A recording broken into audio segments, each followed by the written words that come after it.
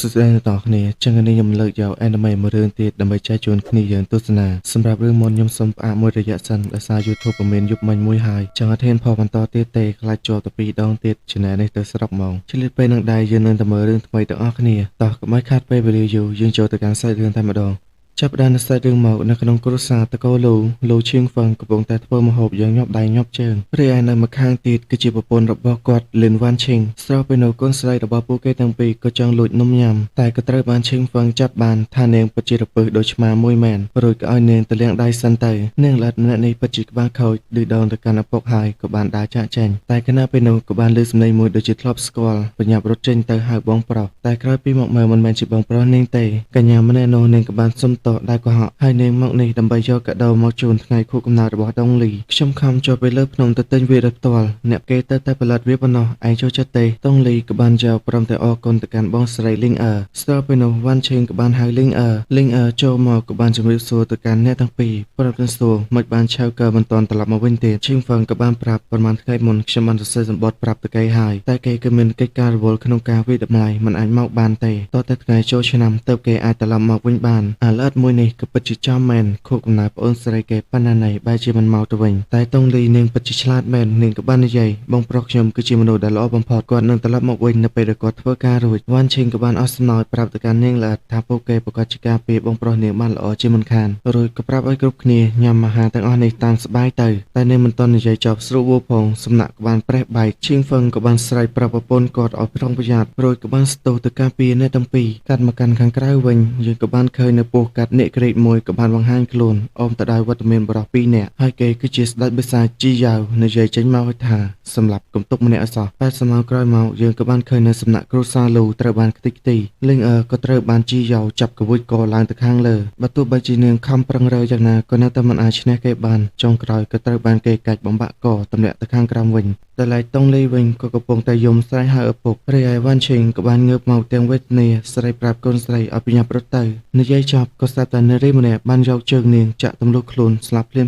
ឃើញចឹងតុងលីក៏មានអាការផាត់ភ័យយ៉ាងខ្លាំងតែពេលនោះក៏ស្ដាប់តែជីយ៉ាវក៏បានមកចាប់នាងជាប់ស្របពេលនឹងដែរតួឯប្រុសរបស់យើងលូឆៅកើគឺជាកូនប្រុសច្បងនៅក្នុងគ្រួសារលូក៏បានបង្ហាញខ្លួនជួយសង្គ្រោះប្អូនស្រីរបស់គេបានសម្រេចខណៈពេលនោះអាចារ្យវិស័យម្នាក់នេះក៏ស្ទុះមកវិបហាតែឆៅកើក៏អាចទប់ទល់បានជីយ៉ាវក៏បានវិបហាពីក្រោយឆៅកើក៏បានដាក់គេមិនដៅឲ្យខ្ទៀតឆោមិនទាន់នឹងជើងផងអាចារ្យវិស័យក៏បានស្ទុះមកម្ដងអ្នកទាំងពីរពិតជាសហការគ្នាបានល្អចូលវាយឆៅកើម្ដងម្នាក់ចុងក្រោយឆៅកើក៏ត្រូវបានគេវាយឲ្យរវល់ដើរចេញពីដៃព្រមទាំងបានប៉ើងទៅយ៉ាងឆ្ងាយបុកទៅនឹងជញ្ជាំងយ៉ាងខ្លាំងស្របពេលនោះអ្នកក្រេកាត់ពុះក៏ចង់វិបហាសម្រាប់ឆៅកើតែម្ដងឆៅកើក៏បាននឹកទៅដល់អនុស្សាវរីយ៍កន្លងមកហេតុអ្វីទៅជាក់ស្ដែងទីបំផុតខ្ញុំមានគ្រួសារដែលខ្ញុំសម័យចង់បានហើយតែឥឡូវនេះរឿងអកុសលក៏នៅតែកើតឡើងទាំងអស់នេះគឺមកពីខ្ញុំទាំងអស់ហេតុអ្វីបានជាខ្ញុំខ្សោយខ្លាំងម្ល៉េះនៅពេលនេះក្នុងខួរក្បាលរបស់ឆៅកើពុបពេញទៅដោយពាក្យស្ដីបន្ទោសទៅលើខ្លួនឯងតែគណៈពេលនោះសម្លេងប្រព័ន្ធមួយក៏បាននិយាយឡើងដោយសារតែលោកម្ចាស់បានព្យាយាមការពារគ្រួសារ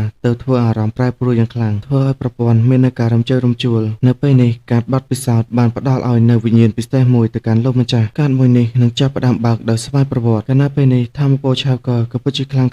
ណាស់ស្ទើរតែអាចបង្កកនៅទីនេះអស់ទៅហើយឆៅកើក៏បានក្រោកឈរឡើងមួយរំពេចក៏បានរលាយបាត់បង្ហាញខ្លួនពីមុខជីយ៉ាវជាសំណាងល្អជីយ៉ាវក៏បានគេចផុតមួយលំពែងនេះតែឡានកើមិនឲ្យគេដកដង្ហើមបានស្រួលឡើយបញ្ចេញនៅបន្លាតកកជាច្រើនវិបហាទៅកាន់អ្នកទាំងពីរអាចារ្យបិសាចក៏បានបើកខែការពារទប់ទល់ជាមួយនឹងបន្លាតកកទាំងអស់នេះជីយ៉ាវក៏ស្ទុះទៅវិបហាឆៅកើដោយផ្ទាល់តែមិនអាចប៉ះពាល់ទៅកាន់គាត់បានទេក៏ធ្វើឲ្យពួកគេមានអាការភ្ញាក់ផ្អើលឆៅកើក៏សរសើរទៅកាន់គេឯងពិតជាល្ងងខ្លាំងណាស់ចង់មកវិបហាយើងនៅផ្ទាល់ឯងគឺមិនដឹងទេឬថាក្នុងខ្លួនរបស់ឯងគឺមានជាតិទឹក 70% និយាយចប់ដៃរបស់គេក៏បានប្រេះបែកខ្ទៀតទៅខាងក្រោយវិញងឿងឆ្ងល់ខ្លាំងណាស់មិនយ៉ាងអាចទៅរួចទៅតើមានរឿងអ្វីកើតឡើងចំពោះក្មេងម្នាក់នេះហើយធម្មពលទាំងអស់នេះមកពីណាឲ្យប្រកាសទៅតែមិនអីទេអាចថាភារកិច្ចលើកនេះយើងគឺបានសម្រេចទៅហើយនិយាយរួចក៏បាននាំគ្នាចាចេញទៅបាត់រីឯឆៅកើក៏បានអស់កម្លាំងដេកដួលនឹងដីគាត់ក៏បានស្បាត់ហើយខ្ញុំលូឆៅកើត្រូវតែសម្លាប់បិសាចទាំងអស់នៅក្នុងពិភពលោកមួយនេះនិយាយរួចក៏សន្លប់ទៅបាត់បន្តមក មកសាច់រឿងក៏បានកាន់មករយៈពេល10ឆ្នាំក្រោយនៅក្នុងបកមួយព្រឹទ្ធយាយនៃប៉មថ្នាំម្នាក់ក៏ប្រាប់ឲ្យសៀវឈូ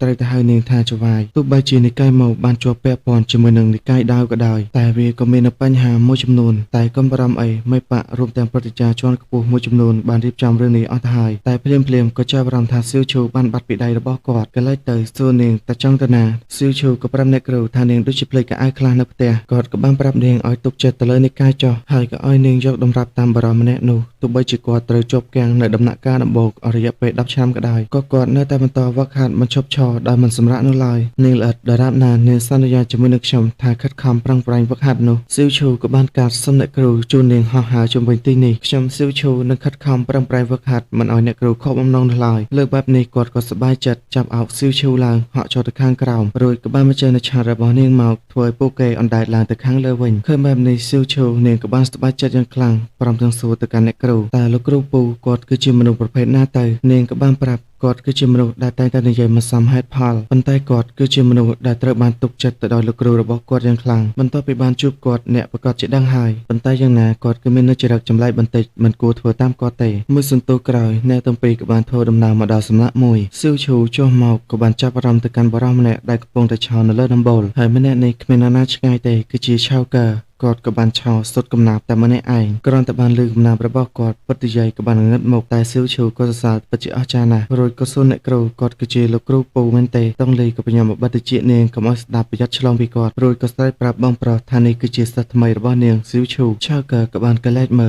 លតែភ្លាមប្រព័ន្ធក៏បានបន្លឺឡើងទេពកោសល្យថ្មីត្រូវបានរកឃើញប្រព័ន្ធចាប់ផ្ដើមដំណើរការហើយភារកិច្ចដែលគេត្រូវធ្វើឥឡូវនេះគឺត្រូវតែលើកសរសើរអំពីនិកាយរបស់គេឃើញចឹងឆៅក៏បានសប្បាយចិត្តយ៉ាងខ្លាំង10ឆ្នាំហើយទីបំផុតឯងក្រោកឡើងហើយឯងគឺមិនដឹងទេថា10ឆ្នាំមកនេះខ្ញុំជួបនៅរឿងអ្វីខ្លះស្របពេលដែលយើងមិនទាន់នឹងដឹងថានឹងមានអ្វីកើតឡើងបន្តផងនោះស្ទើររឿងក៏បានមកដល់ទីបញ្ចប់ចាប់ផ្ដើមនៅពេលនេះមកឆៅក៏ឲ្យប្រព័ន្ធចាំមើលស្នាដៃរបស់គាត់ទៅរួចក៏ស្រែកប្រាប់តុងលីឲ្យយកគាត់ចុះទៅខាងក្រោមផងលឺចឹងតុងលីក៏ស្ដីគាត់មិនចេះហោះផងបាញ់បានឡើងទៅលើខ្ពស់ម្លេះនៅពេលដែលគាត់បានចុះមកតុងលីក៏ឲ្យសៀវឈូគ្រប់ទៅកាន់លោកគ្រូពូសៀវឈូក៏បានគ្រប់ឆៅក៏សរសើរហើយរាងកាយក្មេងស្រីម្នាក់នេះមិនអន់ទេរីឯទេពកោសល្យទៅលើគុណដៅក៏មិនធម្មតាលឺចឹងតុងលីក៏សរសើរពីខ្លួនឯងប្រកាសណាស់ភ្នែករបស់ខ្ញុំរើសមនុស្សមិនខុសទេឆៅក៏ថាក្មេងស្រីម្នាក់នេះជួបសំណាងធំហើយលើបែបនេះតុងលីក៏ចង់ដឹងឆៅក៏បានលេងសើចថាសំណាងរបស់នាងគឺបានជួបជាមួយនឹងគាត់ព្រោះគាត់ក៏ឲ្យសៀវឈូចូលរួមនិកាយរបស់គាត់មកវាសនារបស់នាងនៅខ្ពស់ត្រដែតជាមិនខានតែសៀវឈូមិនដឹងវាសនាគឺជាអ្វីទ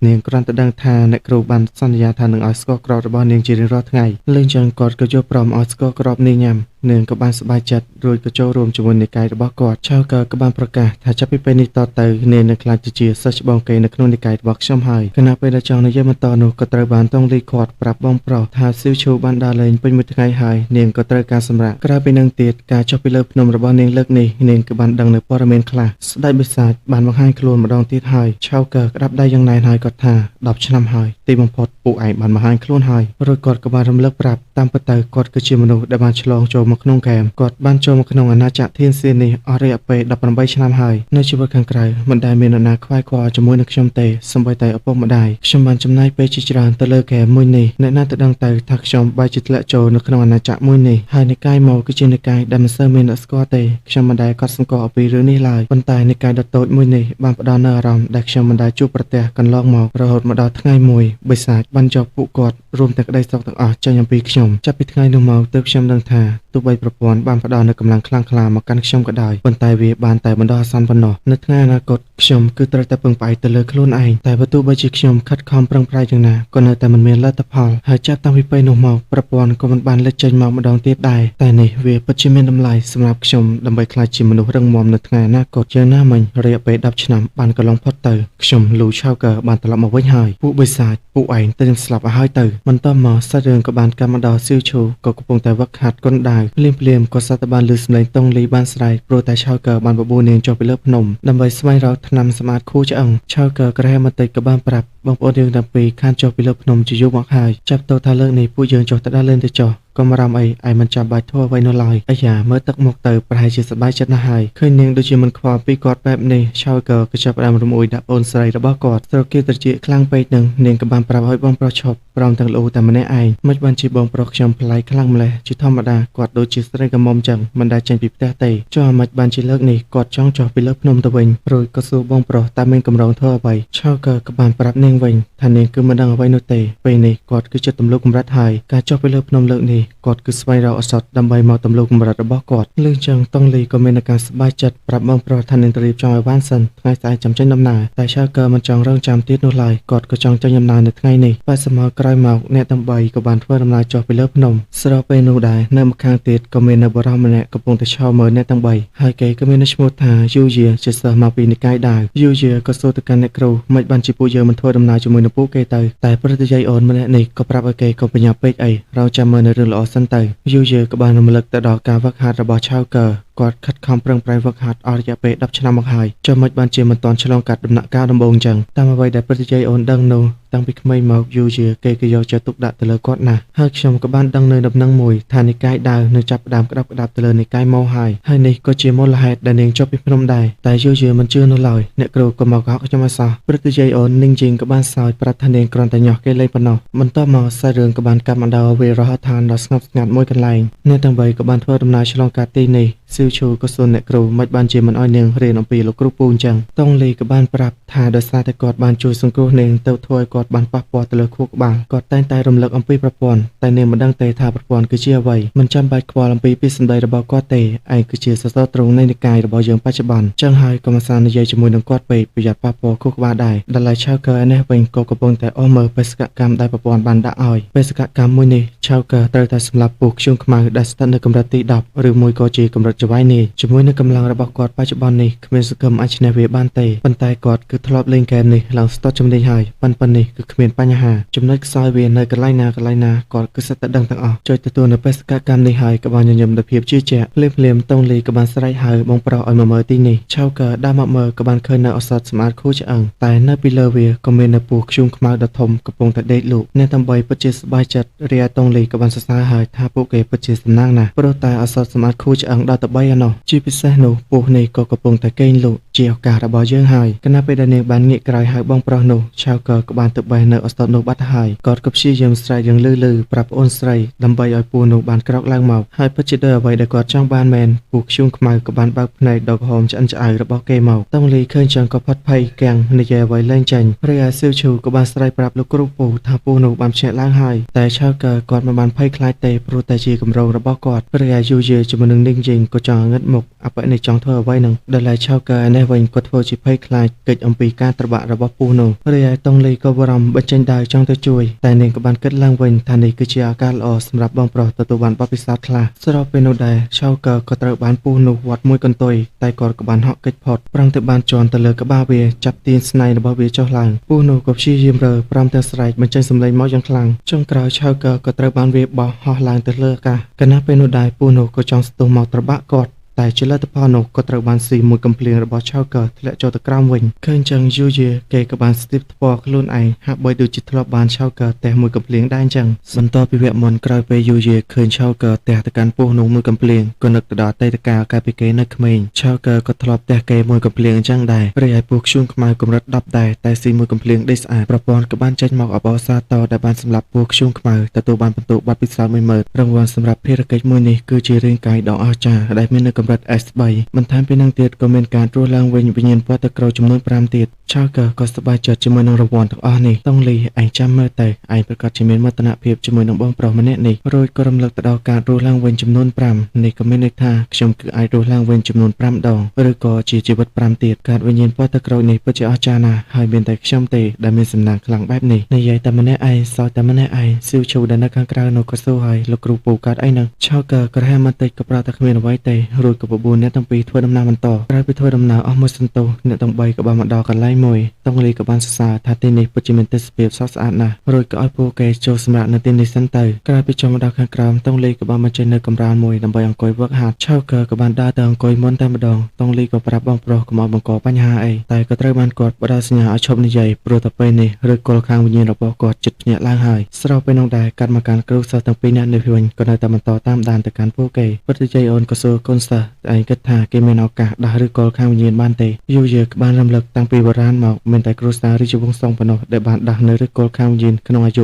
16ឆ្នាំតែសម្រាប់គាត់វិញឱកាសគឺពិតជាស្ដើងណាស់មកនិយាយបែបនេះមែនតែក្នុងចិត្តក៏បានគិតបងប្រុសខ្ញុំសង្ឃឹមថាបងអាចដាស់នៅឬគល់ខាងវិញ្ញាណបានចោះដល់ពេលនោះពួកយើងនឹងធ្វើការប្រកួតគ្នាខ្ញុំពិតជាចង់ផ្ទះកំភ្លៀងបងវិញណាស់កាន់មកកាន់ភេងអាននៅនេះវិញក៏បានចុចទៅលើប៊ូតុងមួយនេះធម្មពលក៏បានសាយភាយរីឯខាងក្រៅពពកក៏ចាប់ផ្ដើមខ្មុះខ្មាញ់ពីពេញមេឃតង់លីឃើញចឹងក៏ចាប់ផ្ដើមលាន់មាត់ហើយនេះគឺជាធម្មពលនៃការត្រាស់ដឹងបងប្រុសពិតជាអាចដាស់ឡើងនៅឬក៏ខាងវិញ្ញាណបានមែនមិនថាតែតង់លីទេសម្បីតែអ្នកទាំងពីរនេះក៏ភ្ញាក់ផ្អើលបើកមាត់ធំៗដែរខណៈពេលនោះដែរទឹកជ្រោះនេះនៅសុកសុកក៏បានឈប់ធម្មពលទឹកកកមួយក៏បានហោះប្រទះសិនចុះឡើងចូលទៅក្នុងថ្ងាសឆៅកើធម្មពលក៏បានសាយភាយនៅលើមេឃមានចំហាយមាសមួយលេចចេញនៅចំកណ្ដាលពពកអមទៅដោយចំហាយរន្ទះសម្លេងព្រឹទ្ធាចារ្យម្នាក់ក៏បានបន្លឺឡើងការត្រាស់ដឹងលើកទី1ថៃយិងខៃយ័នអសរមួយផ្ទាំងក៏ផុសចេញអំពីពពកចូលទៅក្នុងខ្លួនឆៅកើធម្មពលក៏បន្តសាយភាយរត់ទៅខ្លាំងរីឯការត្រាស់ដឹងលើកទី2គឺជាលំហបញ្ច្រាស់អសរមួយផ្ទាំងទៀតក៏បានផុសឡើងការត្រាស់ដឹងលើកទី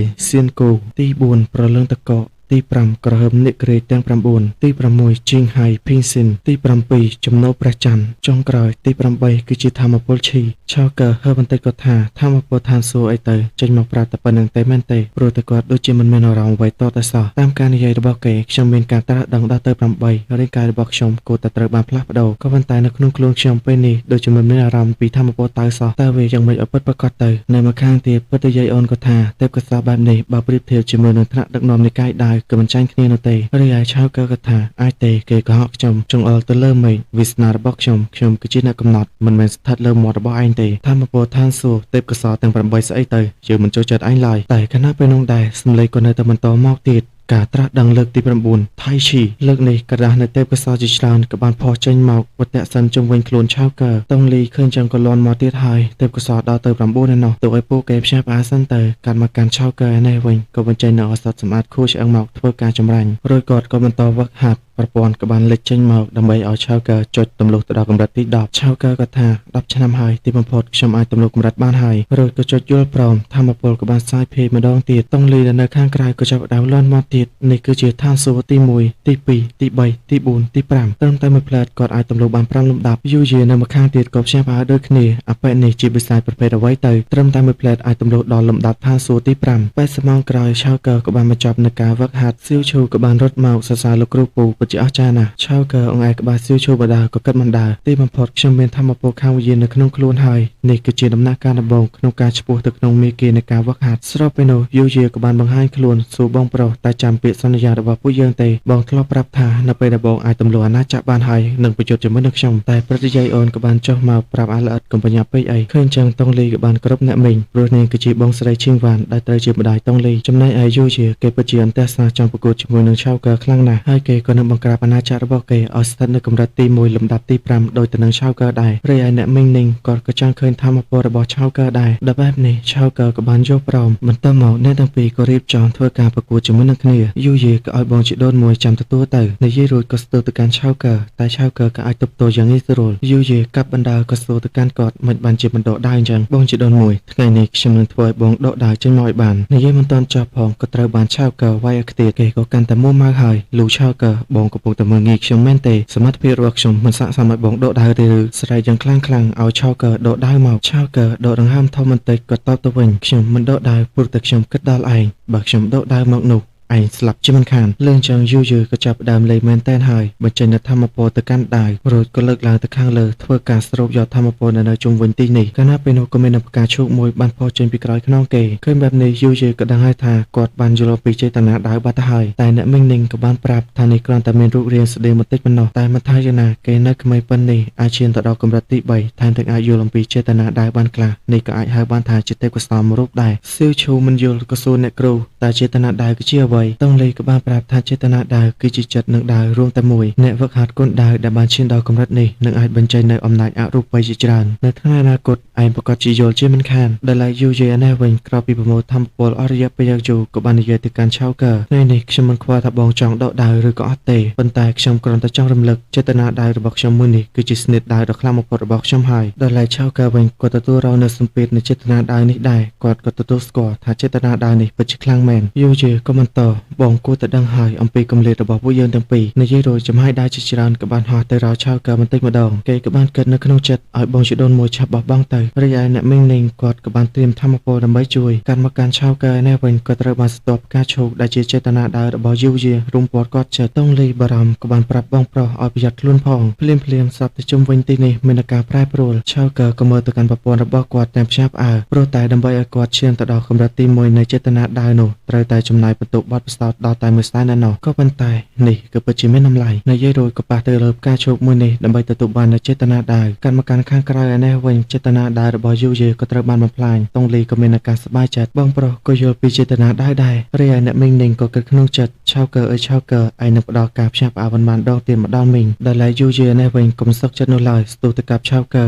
តែក៏ត្រូវបានគាត់ប្រើតែម្រាមពីរប៉ុណ្ណោះដើម្បីទប់ទល់ព្យាយាមកាប់បន្តតែលទ្ធផលក៏នៅតែដដែលថែមទាំងត្រូវបានគាត់ប្រើម្រាមពីរចាប់ដើរជាប់បន្ទាប់មកក៏យកគល់ដាវបុកក្បាលពោះគេធ្វើឲ្យគេខ្ទាតយ៉ាងឆ្ងាយឆៅកើក៏ថាឯងចាញ់ហើយរីឯយូជាក៏ចាប់ផ្ដើមពិបាកចិត្តម្ដងទៀតហើយមិនបានជាខ្ញុំតែងតែចាញ់គាត់អញ្ចឹងរួចក៏នឹកទៅដល់អតីតកាលមិនថាលើកណាក៏ត្រូវបានឆៅកើវាយរហូតបាត់ថែមទៀតថានឹងយកឈ្នះឆៅកើឲ្យបានតែលទ្ធផលក៏នៅតែដដែលកាន់មកកាន់បច្ចុប្បន្នវិញក៏ទទួលស្គាល់បរាជ័យរួចក៏សួរឆៅកើតាំងពីពេលណាដែលគេយល់អំពីចេតនាដាវឆៅកើក៏លើកនៅដៃមួយយូជាក៏សួរថាមួយខែមុនមែនទេឆៅកើក៏ប្រាប់ខ្ញុំបានយល់តាំងពីខ្ញុំកាន់ដាវលើកដំបូងលើចឹងតុងលីក៏ប្រាប់សៀវឈូអំណូតអួតអាងនេះឯងមិនត្រូវរៀនអំពីលោកគ្រូពូនោះឡើយរីឯអ្នកមីងនីងគាត់ក៏សប្បាយចិត្តព្រោះតែពួកគេទាំងពីរចាប់ផ្ដើមចុះសម្រុងនឹងគ្នាហើយដែលឡែយូជាក៏បានដើរមកយកដាវទាំងស្ងួតស្ងាត់រួចក៏រត់ចេញយ៉ាងលឿនអ្នកមីងនីងក៏បានដើរមកសរសើរឆៅកើថាពិតជាធ្វើបានល្អណាស់ក៏ប៉ុន្តែដើមឈើឡើងកាន់តែខ្ពស់ខ្យល់បក់កាន់តែខ្លាំងខ្ញុំសង្ឃឹមថាឯងនឹងយល់រឿងមួយនេះឆៅកើក៏បានងក់ក្បាលដល់បែបនេះគាត់ក៏ចាស់ចេញហើយក៏បានរំលឹកប្រាប់ថានាងនឹងមកលេងនិកាយមកឆាប់នេះក្រោយពីគាត់ទៅបាត់តឹងលេក៏មកសរសើរបងប្រុសមនុស្សស្មានទេថាបងបានយល់អំពីចេតនាដែរបងប្រុសជួយបង្រៀនខ្ញុំផ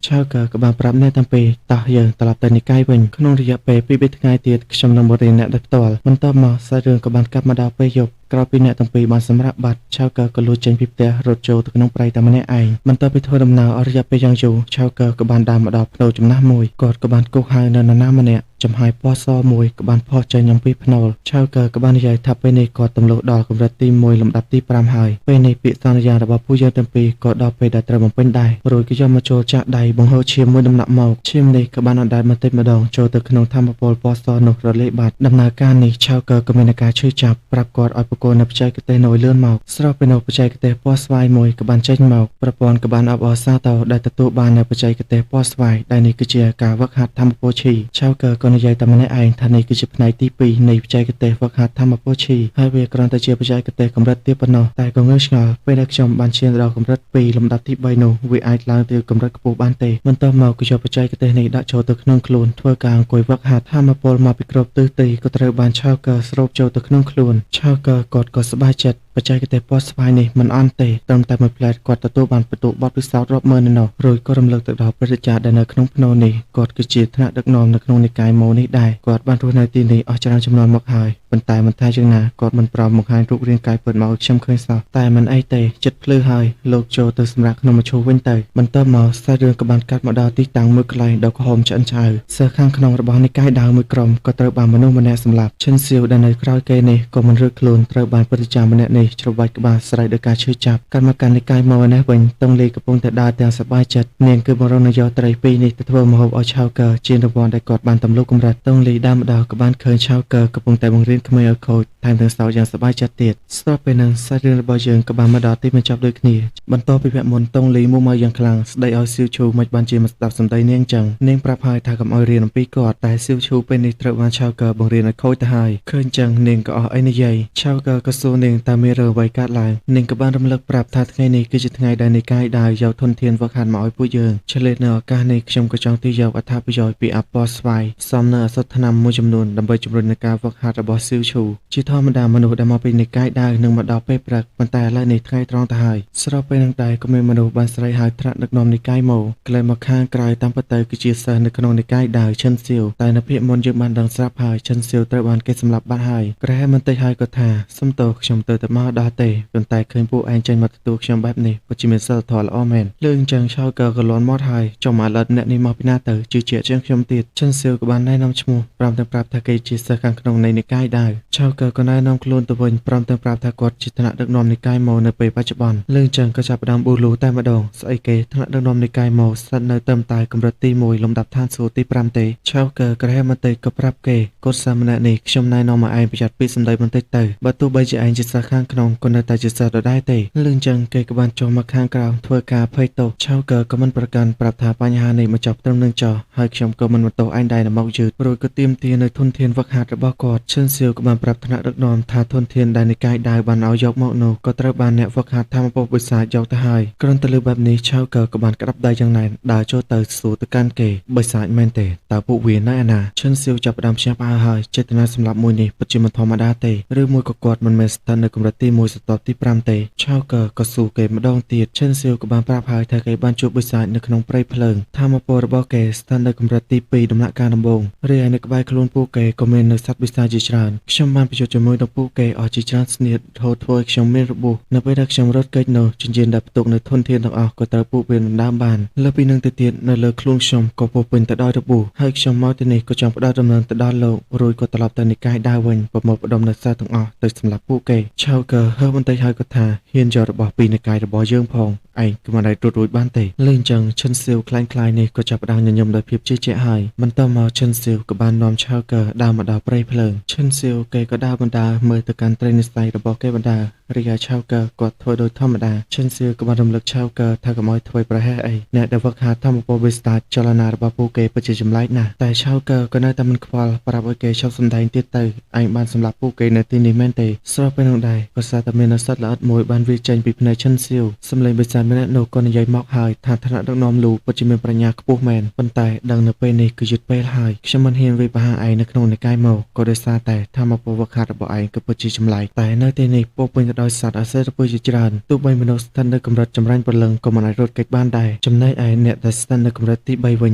ញមានឱកាសតិចតួចណាស់ដែលអាចរស់រានមានជីវិតតែឆៅកើក៏នៅតែមិនខ្វល់សួរគេឯងមានកម្រងនាំខ្ញុំចុះពីលើភ្នំដើម្បីសម្លាប់ខ្ញុំមែនទេកញ្ចាស់បិសាចក៏បានរំលឹកប្រាប់ថាពីដំបូងឡើយគេចង់យករាងកាយឈិនសៀវទៅថ្វាយលោកម្ចាស់របស់គេតែក្រោយពីបានឃើញសៀវឈូទើបគេដឹងថានេះគឺជារាងកាយដ៏ទេវភាពដូច្នេះក៏បំណងធំរបស់គេនោះគឺយករាងកាយសៀវឈូទៅថ្វាយលោកម្ចាស់របស់គេនៅក្នុងពិធីបុណ្យឥឡូវនេះខ្ញុំបានបញ្ឆោតឯមកដល់ទីនេះហើយនៅក្នុងនិកាយមកមានតែក្មេងស្រីទន់ខ្សោយម្នាក់ប៉ុណ្ណោះពេលនេះប្រហែលជាកូនចៅរបស់យើងចាប់នាងបានបាត់ហើយលឺអញ្ចឹងឆៅកើក៏ញញឹមអូអញគិតថានាងក្មេងស្រីទន់ខ្សោយឬកាន់មកក្នុងនិកាយឯនេះវិញតងលីក៏បានប្រឈមមុខជាមួយនឹងបិសាចម្នាក់គេក៏ចង់ស្ទើរមកចាប់តងលីតែរាងកាយដ៏ល្វត់រវន់របស់នាងមិនអាចឲ្យគេចាប់បានទេលេខសោចឆ្អែតហើយក៏ដកដាវចេញពីឆ័ត្រកាត់ផ្ដាច់បំពង់កគេស្លាប់ភ្លាមដែលហើយឆៅកើឯនេះវិញក៏និយាយទៅកាន់កញ្ចាស់ខ្មោចសោកស្ដាយណាស់ដែលតាចាស់ឯងមើលមិនឃើញកម្រិតវឹកហាត់របស់នាងលឿនចឹងក៏ចាប់ផ្ដើមមុំមកក្តៅក្រហាយហើយប្រមូលផ្ដុំនៅធម្មពលរួចក៏បញ្ជានៅសត្វពើទាំងអស់នេះវាផាឆៅកើតែរាងកាយឆៅកើសត្វពើទាំងអស់នេះមិនអាចធ្វើអ្វីបានទេកញ្ចាស់ខ្មោចក៏ថា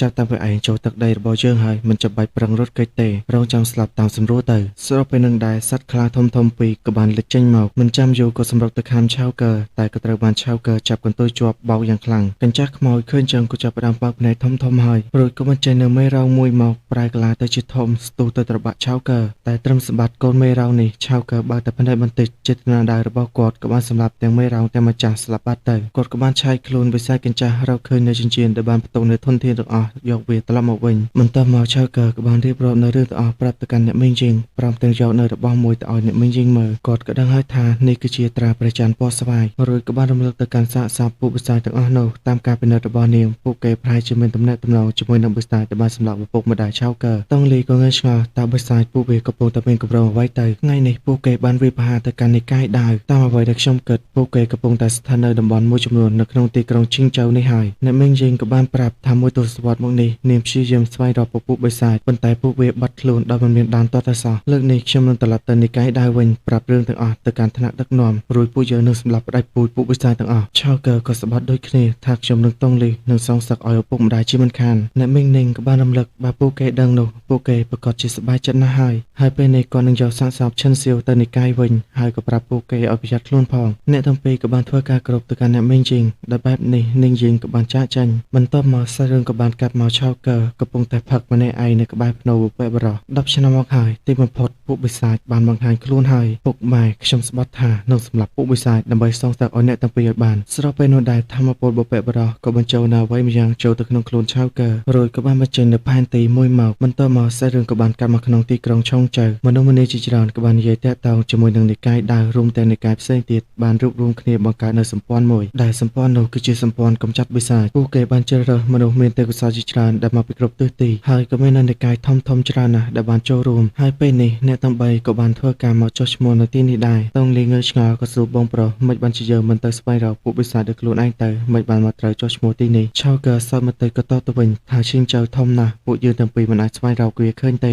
តែបើពួកយើងអាចចូលរួមជាមួយនឹងសម្ព័ន្ធកម្ចាត់បិសាចបាននោះយើងនឹងទទួលបានព័ត៌មានឆាប់និងអាចសម្លាប់ពួកវាដ៏ងាយស្រួលមិនត្រឹមតែប៉ុណ្ណេះក៏មានធនធានសម្រាប់ហ្វឹកហាត់ដែរបន្ទាប់មកអ្នកទាំងបីក៏បានដើរមកដល់កន្លែងចុះឈ្មោះនៅទីនេះមានមនុស្សច្រើនណាស់ដែលបានមកចូលរួមតងលីក៏សរសើរថាអ្នកហ្វឹកហាត់ទាំងអស់នេះពិតជាមានចិត្តសប្បុរសណាស់ដែលមានចិត្តចង់សម្លាប់បិសាចតែកន្លែងទៅក៏សើទៅបាត់ឆៅកើពេលនេះគាត់ក៏កំពុងតែចុះឈ្មោះគាត់ក៏បានណែនាំខ្លួនលោកឆៅកើមកពីនិកាយមកតែព្រឹទ្ធាចារ្យម្នាក់នេះនិកាយមកមិនដែលលើទេរួចក៏សួរព្រឹទ្ធាចារ្យនៅក្បែរតើគាត់ស្គាល់ដែរឬអត់លឿនចឹងគាត់ក៏បានដកយកនៅបញ្ជីមួយមកបញ្ជីទូតសាសដកមកលើអ្វីណានៃក្រោយពីគាត់បានពិនិត្យអស់មួយសន្ទុះនោះក៏បានរកឃើញហើយថ្នាក់ដឹកនាំនិកាយនេះគឺជាលោកឆៅកើនៅក្នុងនិកាយមានមនុស្ស2នាក់ប៉ុណ្ណោះព្រឹទ្ធាចារ្យជាអ្នកកត់ឈ្មោះនេះក៏បានប្រាប់ឆៅកើថាគាត់ពិតជាសរសើរដែលគេមានចិត្តចង់សម្លាប់បិសាចប៉ុន្តែដើម្បីចូលរួមសម្ព័ន្ធបានយ៉ាងហោចណាស់ក៏ត្រូវមានមនុស្ស6នាក់ដែរតាមអ្វីដែលកត់ត្រានៅក្នុងបញ្ជីនោះនិកាយមកមានតែ2នាក់ប៉ុណ្ណោះលឿនចឹងឆៅកើក៏មកទះតុកផាំងសួររបស់យ៉ណាជាអ្នករៀបចំលក្ខខណ្ឌនេះគាត់ក៏បានប្រាប់ថាការសម្រេចចិត្តនេះត្រូវបានរៀបចំដោយព្រឹទ្ធាចារ្យជាន់ខ្ពស់ជាច្រើនដែលមកពីនិកាយផ្សេងហើយពួកគាត់ធ្វើនេះក៏គិតដល់សុវត្ថិភាពសមាជិកសម្ព័ន្ធដែរព្រោះគាត់សួរនិកាយរបស់គេមិនបានជាមានមនុស្សតិចម្លេះឬមួយក៏និកាយនេះរងនឹងការបំផ្លិចបំផ្លាញភ្លាមនឹងដែរអពេនេះក៏ប្រាប់ព្រឹទ្ធាចារ្យឈប់ខ្ជិះខ្ជាយពេលវេលាជាមួយនឹងអពេនឹងទៀតទៅលឿនចឹងព្រឹទ្ធាចារ្យក៏យល់ស្របប្រាប់ឲ្យអ្នកកត់ឈ្មោះអ្នកដែលអាចទុកចិត្តបានសិនទៅឆៅកើក៏រាំងមុំម៉ៅប្រាប់ឲ្យអ្នកទាំងពីរតោះទៅដើរចេញបានបន្តិចក៏បានបែរមកប្រាប់ព្រឹទ្ធាចារ្យវិញថានិកាយមកមិនមែនមានមនុស្ស2នាក់ទេគឺ3នាក់បន្ទាប់មកសាររឿងក៏បានកាត់មកដល់ពេលល្ងាចពួកគេក៏ចាប់ផ្ដើមអត់សង្ឃឹមហើយព្រោះតែមិនមានមនុស្សដើម្បីចូលរួមជាមួយឆៅកើក៏នៅតែមុំម៉ៅមិនបានជាពួកគេហ៊ានមើលងាយមកកាន់និកាយរបស់យើងម្លេះតងលីក៏បានផ្ដល់កំណត់ឲ្យបងប្រុសស្វែងរកសិស្សបន្តទៀតទ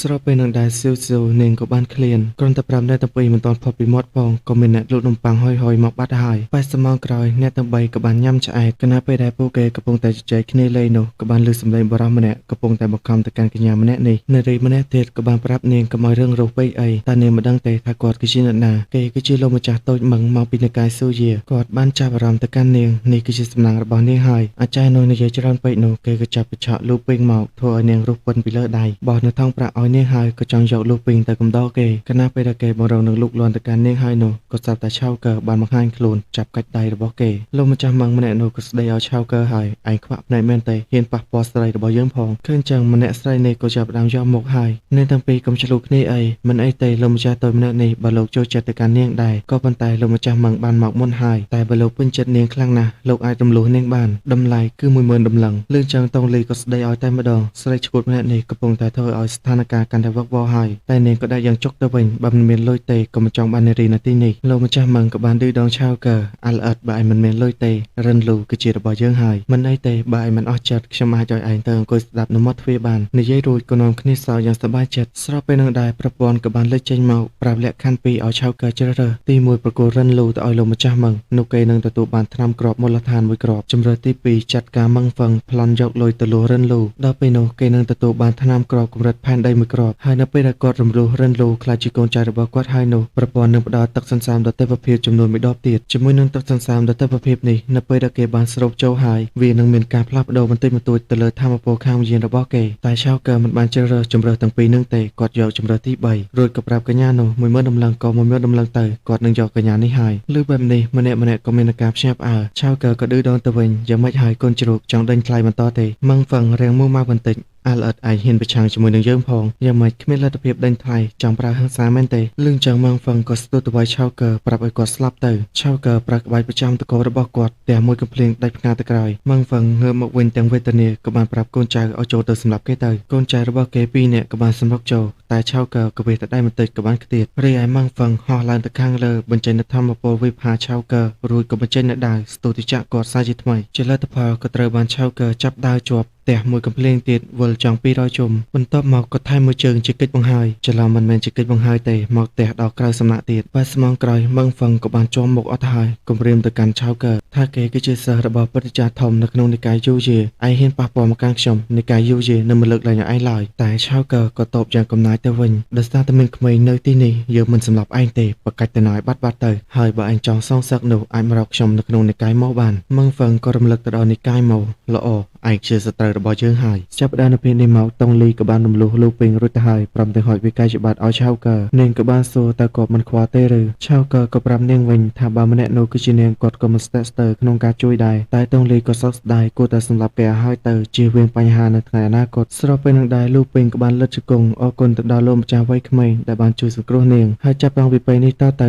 នាងនឹងស្ម័គ្រចិត្តបម្រើគេអស់មួយជីវិតឬបែបនេះឆៅកើក៏បានយកกระดาษនោះហែកចោលប្រាប់ទៅកាន់នាងវិញថាចាប់ពីពេលនេះតទៅនាងមានសេរីភាពហើយនឹងមិនស្ថិតនៅក្រោមការគ្រប់គ្រងរបស់គេទៀតទេខ្ញុំធ្វើនេះមិនមែនចង់បាននាងធ្វើជាអ្នកបម្រើខ្ញុំឡើយតែខ្ញុំធ្វើពីចេញអំពីបេះដូងដ៏ស្មោះសររបស់ខ្ញុំនិយាយរួចក៏បបួលអ្នកទាំងពីរត្រឡប់ទៅវិញខណៈពេលដែលអ្នកទាំងបីបានដើរចាកចេញនោះលោកពេញក៏បានយកនៅกระดาษផ្សព្វផ្សាយស្វែងរកសិស្សរបស់អ្នកទាំងបីមកមើលរួចក៏ឲ្យលោកម្ចាស់ឲ្យឈប់នាងគឺចង់ធ្វើជាសិស្សនៅក្នុងនិកាយរបស់គេលើអញ្ចឹងអ្នកទាំងបីក៏បានមើលមុខគ្នាបន្ទាប់មកសាច់រឿងក៏បានកម្មដល់ថ្ងៃស្អែកសៀវឈូនិងលោកពេញកំពុងតែធ្វើកិច្ចព្រមព្រៀងជាមួយនឹងអ្នកមីងម្នាក់ហើយអ្នកមីងក៏ចង់ឲ្យពួកគេស្វែងរកកូនកញ្ជ្រោងដែលបានបាត់តែហាក់បីដូចជាមិនទុកចិត្តទៅកាន់ពួកគេសៀវឈូក៏បញ្ចេញនូវថ្មីមាត់ដ៏ប៉ិនប្រសប់របស់នាងនិយាយរៀបរាប់នូវរឿងជាច្រើនព្រមទាំងឲ្យគាត់កុំបារម្ភអីបើមានបញ្ហាអ្វីនោះអាចមករកនាងនៅក្នុងនិកាយមកបានដែលបែបនេះគាត់ក៏បានចូលព្រមប្រកល់នូវកាក់ស្ពាន់ចំនួន10នៅពេលដែលភារកិច្ចបានបញ្ចប់នោះគាត់នឹងប្រកល់10ទៀតបន្ទាប់ពីគាត់ចាស់ចេញទៅបាត់លោកពេញក៏សួរសិស្សច្បងតើប្រកាសទេថាអាចរកវាឃើញបើតាមអ្វីដែលនាងដឹងនោះអ្នកមីងអំបញ្ញមិញនេះគាត់គឺមកពីភូមិជីជាសៀវឈូក៏ប្រាប់ថានាងដឹងហើយព្រោះតែ3ថ្ងៃមុននាងក៏បានឃើញវានៅទីនោះនៅពេលដែលនាងចង់ចាប់វាលោកគ្រូក៏បានប្រាប់ថានេះគឺជាសត្វមានម្ចាស់ហើយវាកំពុងតែវង្វេងពីម្ចាស់របស់វាហើយតាមអ្វីដែលនាងចងចាំជាមួយនឹងក្លិនរបស់វានេះក៏គឺជាសត្វរបស់គាត់ហើយបន្ទាប់ពីស្ដាប់នៃការរៀបរាប់របស់សៀវឈូហើយលោកពេញក៏អស់សំណោចតែភ្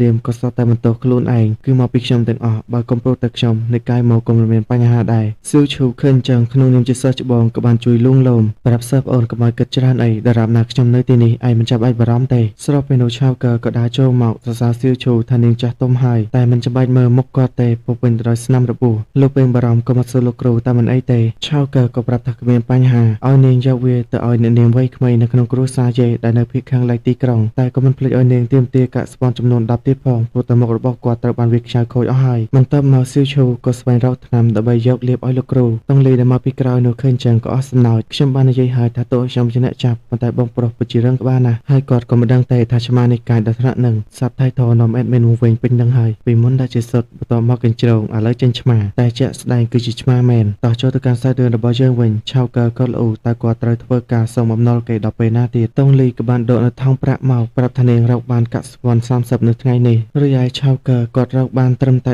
15ប៉ុណ្ណោះរួចក៏រំលឹកទៅកាន់អ្នកទាំងពីរនេះមិនដឹងថារកបានប៉ុន្មានទេតែក្រោយពីសៀវឈូបានយកចេញមកអ្នកទាំងពីរក៏មានការភ្ញាក់ផ្អើលឆៅកើក៏ថាវាពិតជាច្រើនណាស់តែឯងបានមកពីណាហើយសៀវឈូនាងក៏បានមកដោយសារតែនាងធ្វើជាគ្រូទាយឆៅកើក៏ភ្ញាក់ផ្អើលចំនាងល្អិតនេះចេះទូទាយទៀតសៀវឈូក៏តបទៅវិញចាំមិនលោកគ្រូមិនជឿជាក់លើខ្ញុំទេនិយាយមិនទាន់ចប់ស្រួលវូផងក៏មានតាចាស់ម្នាក់បានមកសុំឲ្យអ្នកគ្រូឈូជួយទូទាយឆៅកើក៏សួរគាត់តើមានរឿងអ្វីកើតឡើងគាត់ក៏បានប្រាប់ថាមានបិសាចបានចាប់ក្មេងៗនៅក្នុងភូមិរបស់គាត់អស់ហើយបន្ទាប់មកគាត់ក៏បាននាំពួកគេមកទីនេះព្រមទាំងប្រាប់ថាកន្លះខែមុនក្មេងៗនៅក្នុងភូមិបានបាត់ខ្លួនម្ដងម្នាក់រហូតអស់ពីស្តុបដំបូងឡើយពួកយើងគ្រាន់តែគិតថាក្មេងៗបានវង្វេងប៉ុណ្ណោះប៉ុន្តែស្ថានភាពស្តីងគ្នានេះបានកើតឡើងជាបន្តបន្ទាប់ខ្ញុំបានឲ្យអ្នកភូមិឡើងលើភ្នំដើម្បីស្វែងរកក្មេងៗតែជាអកុសលពួកគេគ្មាននរណាម្នាក់អាចរស់រានមានជីវិតបានទេហើយតាមអ្វីដែលគាត់បានឮគឺមានមនុស្សនិយាយទាក់ទងជាមួយនឹងអ្នកគ្រូឈូដែលមានសមត្ថភាពទូទាយស្ថិតនៅច្រកចូលក្រុងដូច្នេះហើយទើបគាត់ទៅស្វែងរកនាងដរាបណាពួកគេអាចស្វែងរកក្មេងៗឃើញគាត់នឹងលះបង់អ្វីៗទាំងអស់ទៅឲ្យពួកគេឆៅកើក៏ប្រាប់ឲ្យគាត់កុំបារម្ភអីខ្ញុំនឹងមនុស្សក្នុងនិកាយម៉ូទាំងអស់នឹងសម្លាប់បិសាចដើម្បីជួយសង្គ្រោះក្មេងៗស្របពេលនោះលោកពេញក៏បានមកប្រាប់ឆៅកើ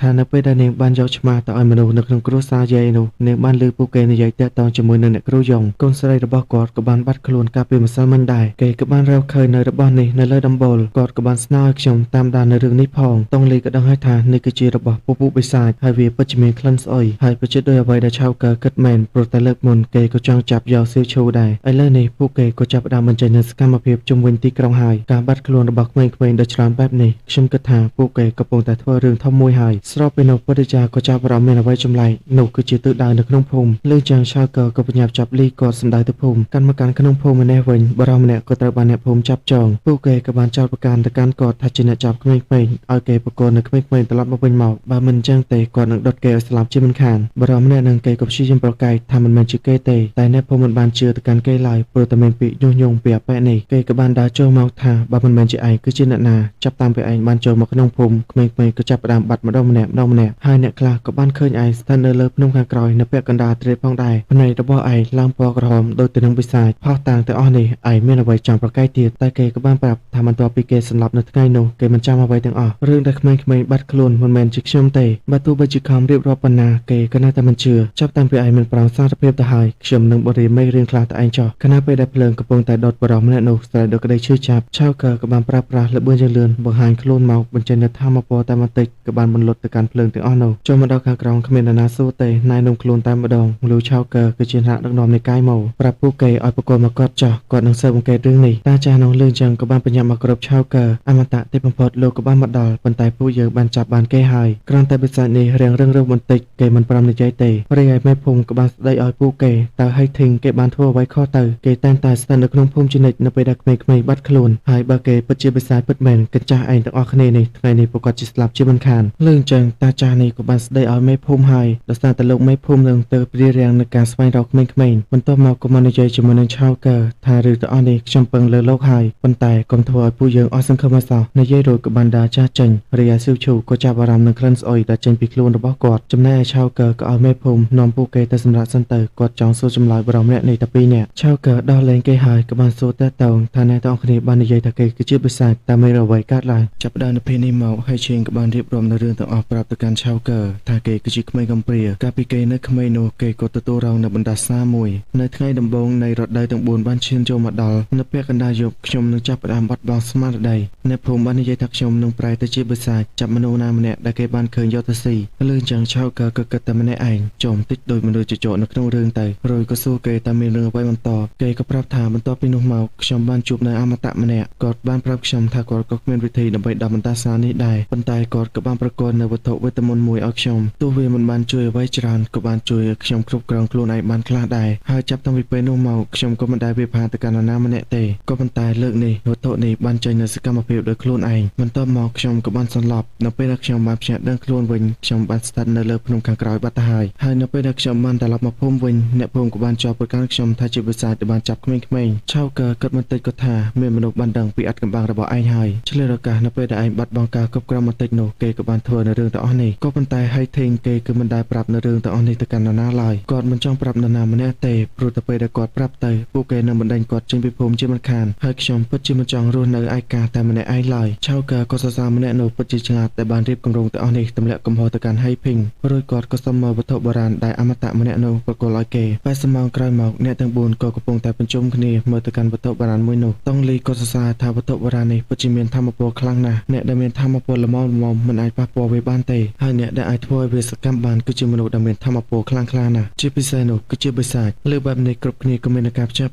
ហើយធីងក៏ដឹងហើយថានៅក្នុងភូមិគឺមានបិសាចហើយពេលនេះគេនឹងទៅប្រាប់មេភូមិកុំឲ្យយឺតពេកព្រោះតែខ្លាចបិសាចនេះមិនមែនចាប់តែក្មេងៗទេថែមទាំងសម្លាប់ទៅកាន់អ្នកភូមិទៀតតែឆៅកើក៏ប្រាប់គេកុំឲ្យបញ្ញាពេកអីបើគេគឺជាបិសាចមែនបានធ្លាក់ចូលអន្ទាក់របស់គាត់ហើយនៅពេលនេះត្រីចាប់ដើមស៊ីនុយបណ្ដាហើយខ្ញុំក៏ចង់ដឹងដែរថាគេហ៊ានស៊ីនុយមួយនេះដែរឬអត់បន្ទាប់មកសាររឿងក៏បានកម្មមកដល់ព្រៃមួយកន្លែងពីងពានដ៏ធំមួយកំពុងតែផ្លាស់ទីយ៉ាងលឿនឆ្លងកាត់នៅព្រៃដ៏ជ្រៅទីបំផុតក៏បានចូលមកដល់រូងភ្នំមួយហើយនៅក្នុងនេះយើងក៏បានឃើញនៅតាចាស់ម្នាក់នោះដែរពីងពានក៏យករបស់នេះទៅឲ្យគេហើយក្នុងនេះគឺជាទារកតាមពិតទៅអ្នកដែលនៅពីក្រោយរឿងនេះទាំងអស់គឺជាតាចាស់នេះសោះបន្ទាប់ពីយកក្មេងទុកហើយក៏និយាយតែម្នាក់ឯងថាក្មេងស្រីទាំងអស់នេះគឺជាអាហារដ៏ឆ្ងាញ់បំផុតនៅលើពិភពលោកមួយនេះហើយថ្ងៃនេះក៏មាននៅអាហារដ៏ឆ្ងាញ់មកបន្ថែមទៀតហើយរួចក៏បញ្ជានៅពីងពានរបស់គេទៅចាប់សៀវឈូចង់យកនាងទៅជូនស្ដេចបិសាចនៅក្នុងពិធីបុណ្យព្រះច័ន្ទពណ៌ស្វាយនៅពេលដែលស្ដេចបិសាចពេញចិត្តហើយខ្ញុំប្រកាសជាអាចឡើងទៅឋានសួគ៌បានហើយខណៈពេលដែលគេដើរចាស់ចេញទៅនោះយើងក៏បានឃើញនៅរាងកាយពិតត្រូវបានគេចាប់មកទីនេះដូចគ្នា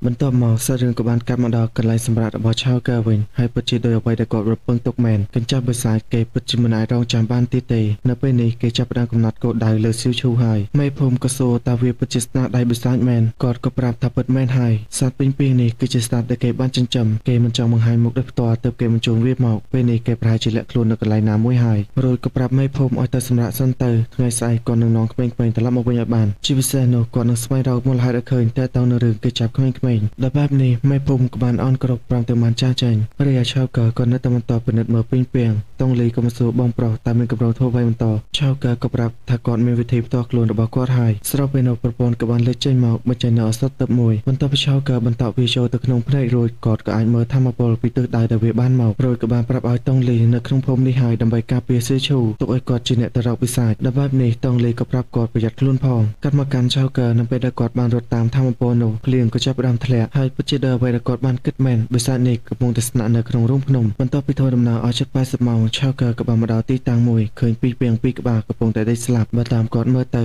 វាបានប្រយុទ្ធជាមួយនឹងជើងខ្លាំងម្នាក់ហើយនៅឆ្ងល់ខ្លាំងណាស់តើនរណាទៅដែលបានសម្លាប់ពួកវារួចគាត់ក៏បានរត់ចូលទៅខាងក្នុងបន្តកាត់មកកាន់ខាងក្នុងឯនេះវិញឆៅកើដែលចូលបានបន្តិចក៏បេជាប់នៅក្បាលខ្មោចមួយស្របពេលនោះដែរតាចាស់នោះក៏បានបង្ហាញខ្លួនពិតជាដោយការរំពឹងទុកមែនថ្នាក់ដឹកនាំលូនៅតែអាចរកខ្ញុំឃើញឆៅកើក៏មានការភ្ញាក់ផ្អើលពិតជាតាចាស់ឯងមែនខ្ញុំសង្ស័យឯងតាំងពីយូរមកហើយឯងមែនតែជាអ្នកដែលចាប់ក្មេងៗប្រកល់ក្មេងៗមកបើមិនចង់ឲ្យក្បាលជ្រុះពីកលើចឹងក៏តបទៅវិញអាលអិតឯងពិតជាជឿជាក់ណាស់បើប្អូនស្រីឯងមកខ្ញុំប្រហែលជាភ័យខ្លាចបន្តិចតែឯងវិញគ្រាន់តែជាមនុស្សស្ថិតនៅកម្រិតទី1កាកប៉ុណ្ណោះហ៊ានក្អេកក្អាងនៅមុខយើងថែមទាំងចង់ដណ្ដើមក្មេងៗពីយើងទៀតរួចក៏បានបញ្ជានៅពេញពេលរបស់គេឲ្យទៅសម្លាប់ឆៅកើហើយសាកសោវាស៊ីទៅខណៈពេលនោះឆៅកើក៏អាចគេចផុតបានព្រមទាំងតបទៅកាន់គេវិញអាយ៉ាកញ្ចាស់ទំពេចនេះហ៊ានមើលងាវខ្ញុំផងចាំមើលថ្ងៃនេះខ្ញុំនឹងវាយមុខតឯងឲ្យម៉ែឯងមើលលេងស្គាល់តែម្ដងស្របពេលនោះដែរពីងពីងក៏វាប្រហារគាត់ម្ដងទៀតតែឆៅកើអាចទប់ទល់បានវាក៏បានហោះឡើងទៅខាងលើបាញ់នៅសម្បុកពីងពីងជាច្រើនរុំព័ទ្ធខ្លួនឆៅកើសូត្រពីងពីងនេះគឺមិនធម្មតាទេបើទោះបីជាឆៅកើខំប្រឹងរើប៉ុណ្ណាក៏មិនអាចរើរួចដល់បែបនេះក៏មានតែព្យាយាមហក់កិច្ចពីការវាយប្រហាររបស់វាចុះឡើងចុងក្រោយក៏ត្រូវបានវាវាយឲ្យខ្ទេតបុកនឹងសុទ្ធមួយប្រេះបាយខ្ទេចរីឯនៅក្នុងសុទ្ធនេះក៏ពោពេញទៅដោយកូនពីងពីងជាច្រើនខណៈពេលដែលពួកវាបានសម្ដៅមកកាន់គាត់នោះឆៅកើទីបំផុតក៏អាចរើរួចបន្ទាប់មកក៏មកចេញនៅបន្លាតកពីខាងលើនៅពេលដែលវាបានមកដល់នោះគាត់ក៏បានទម្លាក់មកក៏ធ្វើឲ្យវាបានដាច់នៅរាងកាយខ្ទេចរួចក៏មកចេញនៅបន្លាតកមួយទៀតគប់ទៅផ្ដាច់កពីងពីងលើនៅសចុងក្រោយតែខណៈពេលដែលគាត់កំពុងតែខ្វះការប្រុងប្រយ័ត្ននោះក៏មាននៅពីងពីងមួយទៀតចង់ស្ទុះទៅខំគាត់ជាសំណាងល្អក៏មាននៅលំពេងមួយបានចាក់ទម្លុះរាងកាយវាជួយសង្គ្រោះគាត់តាន់ហើយកញ្ញាម្នាក់នឹងនាងក៏មានឈ្មោះថាជាងស៊ីនយៀននាងក៏បានដាស់តឿនឆៅកើថាបិសាចមិនទាន់ស្លាប់ទេកុំឲ្យខ្វះការប្រុងប្រយ័ត្នឲ្យសោះឆៅកើឃើញនាងភ្លាមក៏នឹកទៅដល់អតីតកាលនាងគឺជាគ្រូរបស់គាត់នាងក៏បានប្រាប់ឆៅកើមើលទៅគ្រូសិស្សយើងពីរនាក់នេះបានបរាជ័យនៅថ្ងៃនេះហើយកូនសិស្សខ្ញុំនឹងនាំឯងចាស់ចេញពីទីនេះឲ្យបានចាប់ពីពេលនេះតទៅផ្លូវមួយនេះឯងត្រូវដើរតែម្នាក់ឯងហើយត្រង់នេះសិស្សរឿងគេបានបញ្ជាក់ឲ្យច្បាស់ទេក៏ប្រហែលជានាងជាគ្រូនៅក្នុងហ្គេមចូលទៅកាន់សិស្សរឿងរបស់យើងវិញឆៅកើក៏បានអរគុណណែនាំខ្លួនរួចក៏សួរនាងតែខ្ញុំគួរហៅនាងបែបម៉េចស៊ីយៀនក៏បានណែនាំខ្លួនថានាងមកពីគ្រួសារជាងស៊ីយៀនរួចនាងក៏បានរំលឹកអំពីរឿងដែលនិកាយមកកំពុងតែទទួលសិស្សឆៅកើរៀងអេះអន់បន្តិចហើយក៏បានប្រាប់នាងបើទោះបីជាគាត់មិនបានចូលរួមសម្ព័ន្ធកម្ចាត់បិសាចក៏ដោយក៏ប៉ុន្តែគាត់នឹងខិតខំប្រមូលកម្លាំងទៅកម្ចាត់បិសាចតាមអ្វីដែលគាត់អាចធ្វើបានស្របពេលដែលអ្នកទាំងពីរកំពុងតែជជែកគ្នានោះតាចាស់នោះក៏បានបង្ហាញខ្លួននិយាយទៅកាន់អ្នកទាំងពីរថាកន្លែងគាត់មិនមែនជាហាងតែសម្រាប់អ្នកទាំងពីរជជែកគ្នាលេងទេបើពួកឯងចង់និយាយគ្នាណាទៅនិយាយជាមួយគ្នានៅឋាននរកទៅនិយាយរួចក៏បាននឹងចេញនៅតាមមពលមកក៏ធ្វើឲ្យពីងពីងដែលពួកគេបានសម្លាប់បាននោះក៏បានបើកភ្នែកឡើងមកវិញអ្នកទាំងពីរក៏បានត្រៀមខ្លួននៅការប្រយុទ្ធរាតាចាស់នោះក៏បន្តនៅក្នុងរូបព្រំរបស់យើងពោពេញដោយពីងពីងនិងសរសៃសូត្រចងព្រលឹងដែលមកពីពិភពក្រោមដីទាំង9កូនរបស់យើងគឺមានជីវិតអមតៈពួកឯងមិនអាចបំផ្លាញបានទេខ្ញុំសង្ឃឹមថាពួកឯងទាំងពីរអាចទប់ទល់បានយូរជាងនេះបើមិនចឹងទេវាគួរធុញពេកហើយលើបែបនេះឆៅកើក៏និយាយទៅកាន់ស៊ីយៀនពួកយើងជួបគ្នាគឺជាវាសនាហើយអ្វីពួកយើងមិនសហការគ្នាចាត់ការទៅកាន់គេទៅស៊ីយៀនលើកដាច់ហើយក៏យកប្រោមប្រាប់ឆៅកើបើមានគ្រោះថ្នាក់អ្វីមកពីក្រោយនាងមកនាងនឹងការពារគេបន្ទាប់មកការប្រយុទ្ធក៏បានចាប់ផ្ដើមពីងពីងមួយក៏បានស្ទុះទៅវាយឆៅកើតែគាត់ក៏អាចទប់ទល់បានរីឯស៊ីយៀនក៏បានដកឃ្លាទៅក្រោយយកអេឡង់បន្តិចបញ្ចេញនូវធម្មពលជាច្រើនវាយចូលទៅបើទោះបីជាបែបនេះក៏មិនអាចធ្វើអ្វីវាបានរួចក៏ចាប់ផ្ដើមក៏វានៅលំពេរបស់នាងឆាច់ចាក់ទៅកាន់ភ្នែកពីងពីងបោកវាដេកស្អាតរីឯឆៅកើនៅម្ខាងទៀតក៏ចាត់ការវាបានដូចគ្នាតែពិតជាដោយអ្វីដែលតាចាស់នោះបាននិយាយមែនពីងពីងនេះគឺអមតៈមិនអាចសម្លាប់បានទេស៊ីយៀនចាក់ទៅកាន់ពីងពីងនោះម្ដងទៀតហើយក៏បានស្ទុះទៅរកតាចាស់នោះវិញម្ដងតែសមត្ថភាពរបស់គេក៏មិនណយដែរមួយរំពេចក៏បានបាត់ខ្លួនគណៈពេលនោះក៏មាននៅពីងពីងមួយ ក្បាលបានមកវាប្រហារនាងតែឆៅកើក៏បានជួយសង្គ្រោះតាន់អ្នកទាំងពីរក៏និយាយព្រមគ្នាថារាងកាយពិតមិននៅទីនេះទេទន្ទឹមនឹងនោះដែរពេញពាងដែលឆៅកើបានដោតនៅលើនោះក៏បានរើរួចពេលនេះអ្នកទាំងពីរក៏ត្រូវបានវាឡោមព័ទ្ធចិត្តម្ដងទៀតឆៅកើក៏បានផ្ដោតគំនិតឲ្យនាងបំផ្លាញនៅសម្បុកពេញពាងនេះស្ទើរទៅបើមិនដូច្នេះទេមិនអាចចាប់ការពីក្បាលនេះបានទេរួចក៏សួរនាងតើមានវិធីអ្វីអត់ស៊ីយានដាក់មកតយហើយក៏ប្រាប់ថាប្រើភ្លើងខណៈពេលដែលពេញពាងទាំងពីរបានសង្គ្រោះមកនោះស៊ីយានក៏បញ្ចេញនូវធម្មពលភ្លើងចេញពីឃ្លោករបស់នាងវាយប្រហារចេញទៅធម្មពលដ៏សន្ធោសន្ធៅបានបំផ្ទុះគំតិចទៅកាន់សំណាញ់ពេញពាងដែលនៅខាងលើខ្ទេចបន្ទាប់មកទៀតក៏បញ្ជាឲ្យឃ្លោករបស់នាងបញ្ចេញនូវរទេះឋានសូរទាំង9ធម្មពលរទេះដ៏ខ្លាំងក៏ចាប់ផ្ដើមខ្វាយទៅកាន់ពេញពាងទាំងពីរមួយសន្ទុះក្រោយពេញពាងទាំងពីរក៏បានដេកស្អាតអ្នកទាំងពីរក៏បន្តដំណើរទៅរកតាចាស់នោះខណៈពេលដែលបង្រងនឹងចាស់ចេញឆៅកើក៏ចាប់អារម្មណ៍នឹងអ្វីម្យ៉ាងបន្ទាប់មកសាច់រឿងក៏បានកាន់មកដល់ទីតាំងមួយកន្លែងទៀតនៅពេលដែលមកដល់ស៊ីយិនក៏ចាប់អារម្មណ៍ស្ថានភាពនៅកន្លែងនេះសរសើរថែមទៀតថាកញ្ចាស់នេះពិតជាមានការប្រុងប្រយ័ត្នខ្លាំងណាស់ស្របពេលនឹងដែរអ្នកទាំងពីរក៏ចាប់អារម្មណ៍ទៅកាន់សម្បូរទាំងអស់នេះវាគឺពិតជាមានចំនួនច្រើនទន្ទឹមនឹងនោះដែរតាចាស់នោះក៏បានសើចមកយ៉ាងលឺនិយាយទៅកាន់ពួកគេថារបស់ដែលពួកឯងចង់បាននៅទីនេះហើយមូលហេតុដែលយើងមិនបានស៊ីពួកគេនោះគឺយើងចង់ទុកឲ្យស្លាប់វិសាចនិយាយរួចក៏ប្រើលបួនយ៉ាងលឿនស្ទុះមកខ្វាយឆៅកើមួយក្រញាំឆៅកើបើទោះបីជាអាចគេចផុតមែនប៉ុន្តែក៏រងរបួសបន្តិចដែរតាចាស់នោះក៏បាននិយាយបន្តថាក្មេងៗទាំងអស់នោះគេមិនអាចស៊ីបានមែនប៉ុន្តែអ្នកទាំងពីរមិនដឹងថាឆ្ងាញ់ប៉ុណ្ណាទេស្របពេលនោះដែរប្រព័ន្ធក៏បានលើកចេញមកប្រាប់ប្រកាន់ឆៅកើថាតាចាស់នេះគឺជាសមាជិកវិសាចដែលមកពីវិមានប្រចាំពណ៌ស្វាយគេស្ថិតនៅកម្រិតទី3ឋានសួគ៌ទី5រីឯស៊ីយានវិញក៏ស្ថិតនៅកម្រិតទី3ឋានសួគ៌ទី5ដែរលើអញ្ចឹងឆៅកើក៏គិតក្នុងចិត្តថាអ្នកទាំងពីរគឺមានអាណាចក្រដូចគ្នាក៏ប៉ុន្តែពីមួយខ្ញុំមិនជឿថាគេអាចឈ្នះបានទេបន្ទាប់មកគាត់ក៏ចាប់ផ្ដើមបញ្ចេញនូវធម្មពលសខ្មៅក៏រំដោបជុំវិញទីនេះឃើញចឹងតាចាស់នោះក៏សរសើរអាល្អិតយើងមើលស្រាលឯងពេកហើយមនុស្សស្មានថាឯងមានអំណាចធម្មពលខាងវិញ្ញាណខ្លាំងក្លាបែបនេះសោះប្រាប់តាមប្រងមកឯងមកពីនិកាយណាដែរឆៅកើក៏ណែនាំខ្លួនម្ដងទៀតថាគាត់គឺជាឋានៈដឹកនាំនិកាយម៉ូគ្រាន់តែលើនិកាយម៉ូភ្លាមក៏បានសើចមកយ៉ាងខ្លាំងអាឡិតឯងគឺជាតកូលូមកពីនិកាយម៉ូមែនទេល្អណាស់ថ្ងៃនេះបើខ្ញុំអាចចាប់ឯងបានប្រកល់ទៅឲ្យស្ដេចវិសាចនោះខ្ញុំនឹងទទួលបានសមិទ្ធផលដ៏មិនគួរជឿហើយនិយាយរួចក៏បានបែងភាគបញ្ចេញនូវរូបរាងកាយជាច្រើនមកក៏ធ្វើឲ្យឆៅកើមានការភ្ញាក់ផ្អើលតែឆៅកើក៏នៅតែមិនខ្លាចកវីនៅដែររបស់គាត់ឆាយស្ទុះទៅកាប់កំទេចនៅរាងកាយតាចាស់នោះអស់ពី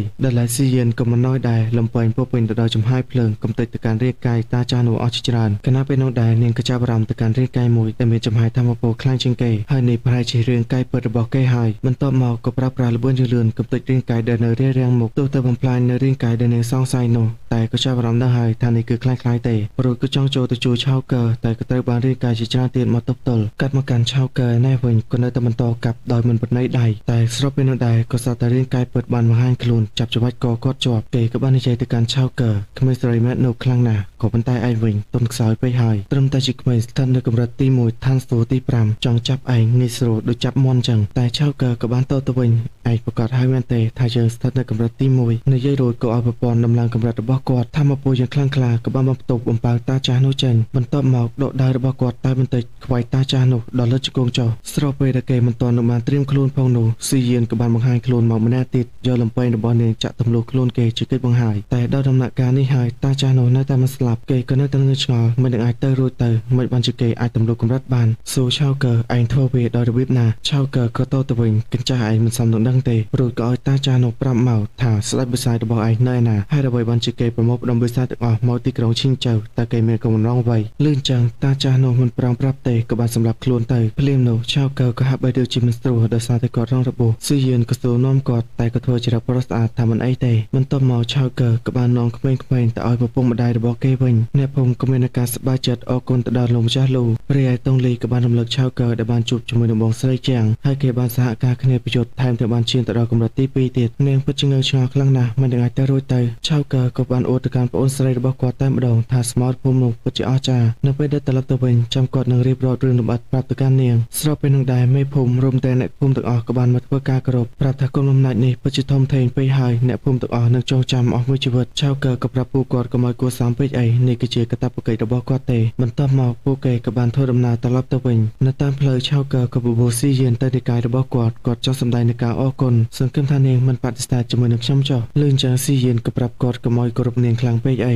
ស្របពេលនោះដែរហៃធីងក៏បានមកធ្វើការលិតជង្គង់អរគុណទៅកាន់អ្នកទាំងពីរឆៅកើក៏ទៅនឹងចាប់អារម្មណ៍ថារាងកាយក្មេងម្នាក់នេះមាននឹងកម្លាំងអាត់កំបាំងមួយនៅក្នុងនិកាយម៉ូធម្មពលយិនយ៉ាងគឺមានតិចណាស់ដូច្នេះហើយទៅជាមូលហេតុដែលមិនមានសិស្សប្រុសបន្ទាប់មកគាត់ក៏បានទទួលហៃធីងធ្វើជាសិស្សនៅក្នុងនិកាយម៉ូរបស់គាត់បែបសម័យក្រោយមកអ្នកគ្រប់គ្នាក៏បានមកដល់និកាយម៉ូឆៅកើក៏រៀបចំ មនៅអាហារដើម្បីទទួលភ្ញៀវឆៅកើពិតជាដឹងនៅចំណងចំណូលចិត្តរបស់ស៊ីយៀនបានយកស្រាមួយទៅឲ្យនាងស៊ីយៀនបន្ទាប់ពីលើកដាច់ហើយក៏បានសរសើរថាវាពិតជាឆ្ងាញ់ឆៅកើក៏នឹកទៅដល់អតីតកាលនៅពេលដែលគាត់ជាមួយនឹងអ្នកគ្រូបានសម្លាប់ទៅកាន់បិសាចមួយហើយអ្នកទាំងពីរក៏បានផឹកស្រាមួយនេះជុំគ្នាកាន់មកកាន់បច្ចុប្បន្នវិញឆៅកើក៏ថាស្រាមួយ កែវនេះជាអ្វីដែលខ្ញុំជំពាក់នាងហើយត្រង់នេះគ្មានអ្វីសំខាន់ទេគ្រាន់តែជាការជួបជុំគ្នាញ៉ាំអាហារតែប៉ុណ្ណឹងតែដោយសារតែសាច់រឿងខ្លីខ្ញុំក៏ចេះតែដាក់ទៅបន្ទាប់មកសាច់រឿងក៏បានកាត់មកដល់ពេលព្រឹកឆៅកើក្រោកមកកលេចទៅក៏បានបាត់នៅស៊ីយៀនបាត់ទៅហើយឆៅកើក៏បញ្ញាបញ្ញាមកយកកំបិតដែលនាងទុកឲ្យសម្លេងរបស់នាងក៏បានប្រាប់ថានាងពិតជាចូលចិត្តស្រាដែលគេបានឲ្យនាងណាស់តែដោយសារតែនាងមានធរៈបន្ទាន់ទើបបង្ខំចិត្តចាចែងដល់មិនបានប្រាប់មុន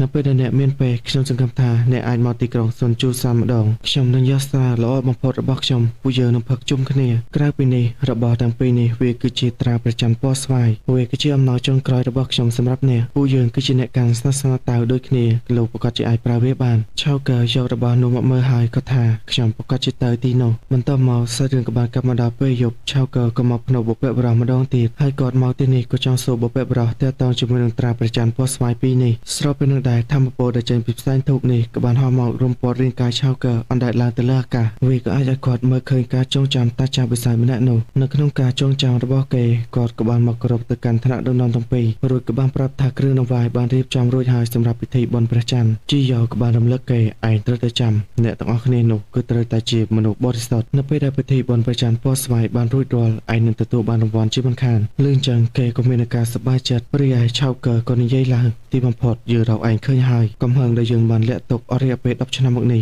យើងនឹងបញ្ចេញទៅលើឯងទាំងអស់កាន់មកកាន់និកាយមកនេះវិញពាក់កណ្ដាលយប់ក៏ចាប់ផ្ដើមចូលមកដល់ហើយធេងដែលកំពុងតែសម្រាកនោះរាងកាយគេហាក់បីដូចជាមេរ៉ាមិនស្រួលរួចក៏នឹកទៅដល់អតីតកាលនៅពេលដែលភូមិត្រូវបានបំផ្លាញគេក៏នៅតែនិយាយថាគេមិនមែនជាបិសាចទេតែទន្ទឹមនឹងនោះសាច់រឿងរបស់យើងក៏បានមកដល់ទីបញ្ចប់មុននឹងបញ្ចប់នៅវីដេអូនេះខ្ញុំមានរឿងនិយាយបន្តិចរឿងនេះគឺថា graphic វាស្អាតមែនប៉ុន្តែ sound effect ជាមួយនឹង animation មិនសូវធ្វើបានល្អទេបើតាមខ្ញុំសង្កេតមើលទៅដូចជាប្រើ AI ថែមទៀតតែបើជ្រុលជាសម្រាប់ហើយចឹងខ្ញុំនឹងសម្រាប់ដល់ទីបញ្ចប់ហើយវីដេអូនេះក៏មានតែប៉ុណ្្នឹងទេចឹងមកពេញចិត្តនៅវីដេអូនេះកុំភ្លេចជួយ like subscribe ម្នាក់មួយផងវីដេអូនេះក៏មានតែប៉ុណ្្នឹងទេយើងចាំជួបគ្នានៅវីដេអូក្រោយបាយបាយ